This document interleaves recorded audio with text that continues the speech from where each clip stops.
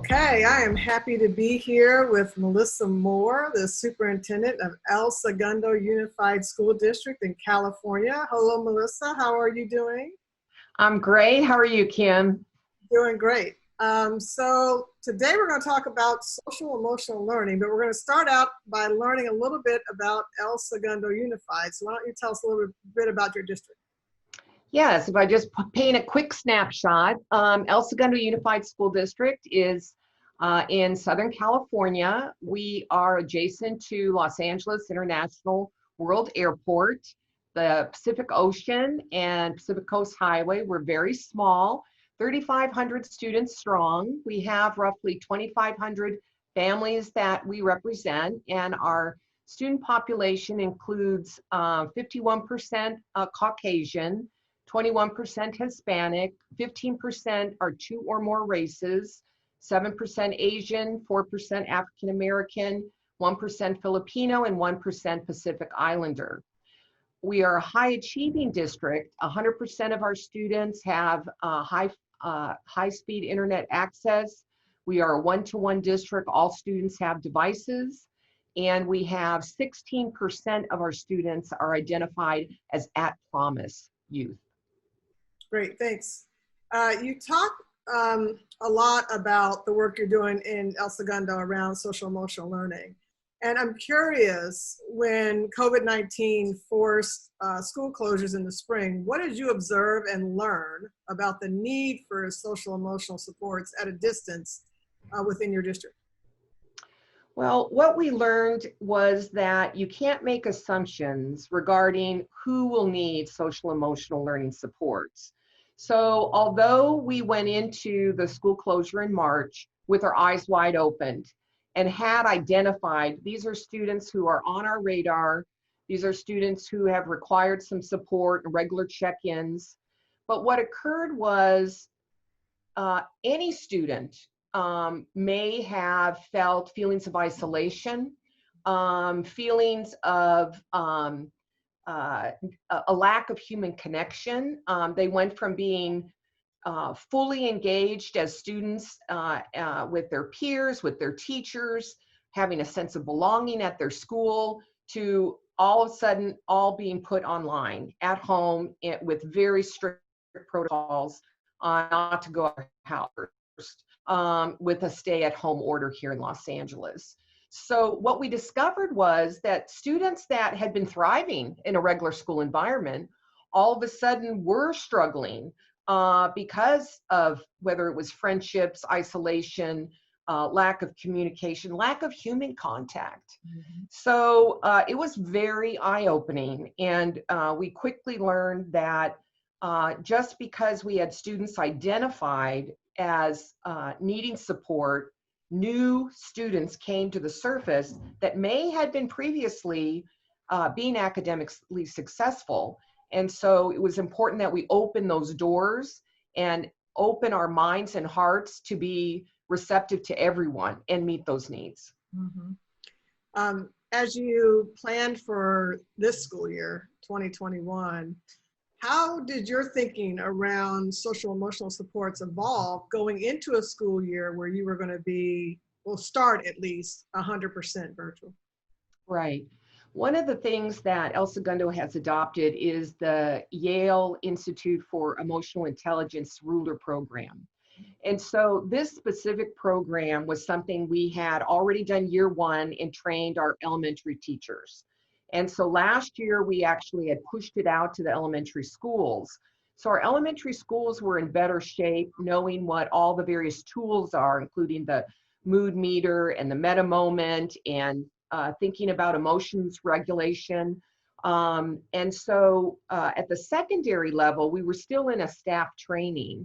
And so now I'm pleased that we actually have a framework and lessons that have been prepared and pushed out to our secondary teachers. And so when we went to start school this year, we actually had, prepared lessons for the teachers. And the first week of school, especially for our high school, for example, we're all prepared. It was, here's a committee of teachers that came together, and all teachers are going to not focus on let's get to that academic content right away, but we're going to make sure kids are okay, that kids make connections with other kids, that kids make connections with the teacher, and that we're checking in on how we're feeling. And so the mood meter is being used now, not only at the elementary, but at the middle and high school level. And students are becoming familiar with the lingo and familiar with really thinking about where each one is at that time. We even do it as a leadership team on where we are at any point in time. That's great. Can you talk about how you first learned about the YALE program and how long you've been using it in El Segundo? This is actually the start of our, I think, the third year, because the first year you've got to kind of train everybody up. But actually, I learned about Ruler from ASU GSV. And actually, the ASU GSV opportunity was provided by the League of Innovative Schools. I was a superintendent who was selected for a scholarship, which I am so grateful for, through the Bill and Melinda Gates Foundation. And so I was allowed to attend that and hear Mark Brackett speak about the Ruler program. And what really resonated with me is the notion of social emotional learning and academic achievement go hand in hand. And when we have students knowing who they are, how they're feeling, they are able to develop more sense of belonging and actually do better academically, as well as their teachers are happier at school. And so there's been clear research behind this program. And so being a high achieving district where kids have tremendous pressures on, you know, how many colleges we're going to go to, they have different pressures than other kids. We need to be really aware of what our needs are. And so knowing that it actually promotes academic achievement really came to be a selling point, and resonated with our teachers as well, that it's not fluff. The other thing that was very important that resonated with me is it's systemic. It's not one teacher doing mind up, okay? And no offense to that program, but it's something that we could do from preschool all the way through high school, and that it works with that program.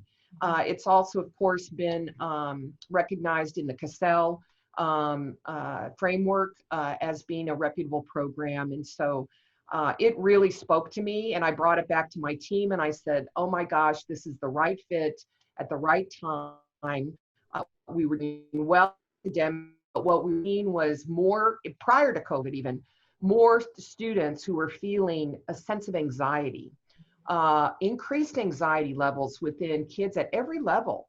You know, we live in a much different world. We have social media that puts pressures on kids. We have just a variety of things coming from them, and they feel pressures. And so this program, I think, really helps people get in touch with how they are feeling, and then learn, okay, if I'm feeling here, what are some techniques that will work for me to be able to move me to a different way of feeling.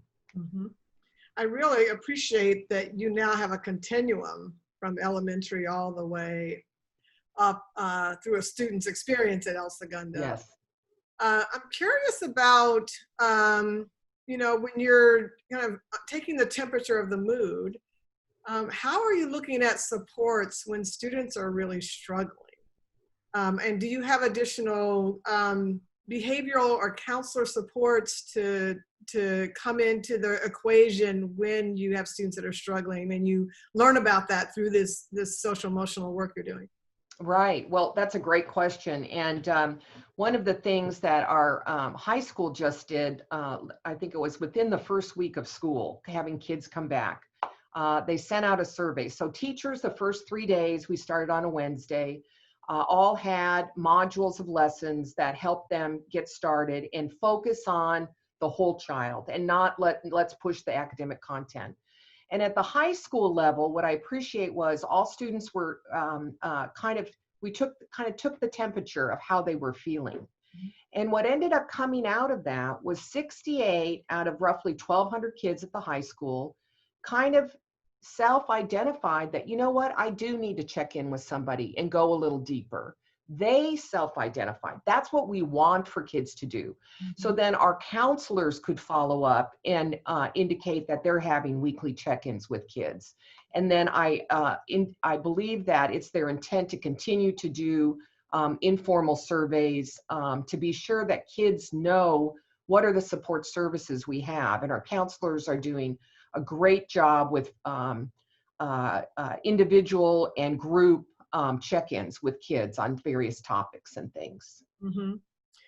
And I'm not familiar with the YALE program as much, but is there a peer-to-peer aspect of the social emotional piece as well, where students are engaging with or supporting each other? Is that also part of the picture? Well, it certainly can be. I do believe that it's a little more self-reflective, but at the elementary, for example, it can be a class discussion, right? So I've seen at the elementary, kids will plot where they feel, and then there's actually conversation about that. And so then it's, oh, let's talk about techniques. So I see that Kim is feeling a little blue today. Are there some techniques that Kim could use that will help her, you know, maybe move into a green space?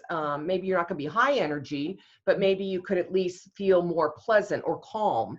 And so thinking about that. And when students are sent to the office, for example, if they had a misbehavior, they can actually talk with the principal or the assistant principal and think about, okay, if I'm feeling red and I was angry and I had a particular action or behavior I did, what can I do to reevaluate and think about what I can do to bring my behavior back in check? And so it's really trying to teach the kids various strategies on what they can do. So there are conversations that are facilitated by the teacher when you have the younger children, as well as maybe small group discussion. I really like that multi-dimensional approach. You've mentioned that your teachers are also engaging in this work, and your staff. So I'd love to hear more about that experience, if you wouldn't mind sharing. Yes, we started with a cohort, trainer of trainers cohort model, who actually went to Yale to get trained. Yale also has training opportunities here at a local school in private school in Culver City. So we sent another team. So we actually sent about 4 cohorts. So we've had administrators and teachers at every single level get trained. We even brought this into our extended child care. So it's really across the board as it relates to implementation. With our teachers, they found that they are using with students, are becoming more comfortable. I think they're seeing something that, you know, is working, and that kids are making a connection. I know I myself, they have a mood meter app you can get for your phone. And so I was actually participating, certainly through COVID especially, but and it'll also connect your mood to, well, what setting are you in? Are you at work? Are you at home? And then do you want to stay in the current state of mind that you're in, or do you want to shift that particular feeling? And so if you want to shift, it gives you a suggestion for a strategy. So on adult level, you know, teachers could use the app if they were interested. But I think that all of us feel a little more supported when we can lean on one another and have that same understanding of how this works. Yes, yes. I love that. May need to bring that into my team. Yes. You know. Last question for you is thinking about how you are understanding how this program and the work you're doing is working, right? I love the idea of there's self-reflection happening, so the individual is really at the core. But how do you, as superintendent, look at an initiative like this and understand its success, if you will, or its effectiveness? What's the lens that you look at this work in? Yes, well, what we're doing now is, of course, we've had the high school do a survey successfully. Of course, when you're dealing with adolescents, you get good feedback, right, as far as where you are for the most part. but we're also looking to see how can we measure this effectively to see if we're really making a difference. So we're looking at a variety of further tools to see how we can gather some really thoughtful metrics moving forward. So that's the next step we're looking at. In addition, we're recognizing, of course, we've got our teachers really involved in distance learning, and our students are really hitting the academics now and getting into the coursework. But we recognize normally we don't start the clubs right away, and we really try to get everybody off in a regular school setting with a good focus on the school, and we start clubs like starting October 1st. And now, although our clubs will be virtual, we are starting our clubs earlier because we want to try to build those connections with kids, because once again, it's that commitment to social emotional learning to recognize we're here for the whole student. And even though our doors are physically closed, we can still try to find ways to capitalize on a student's interests and connect them with a staff member or other students that share that same interest, to have a more relaxed, informal opportunity to grow as a young adult. Wow. I love that you are keeping all of these connections intact as much as you can. Yes. So that's really powerful. Thank you, Melissa, for your leadership. I know within the league, the work that you're doing in El Segundo, particularly around social emotional learning, is a stellar program that other districts are following in your footsteps in. So I really appreciate your leadership, and thanks for being with us on our Equity and Innovation Chats. Yes, thankful to do that, and certainly thankful to the league for their continued opportunity for networking and collective thought partners together. Thank you, Kim. As always, thank you.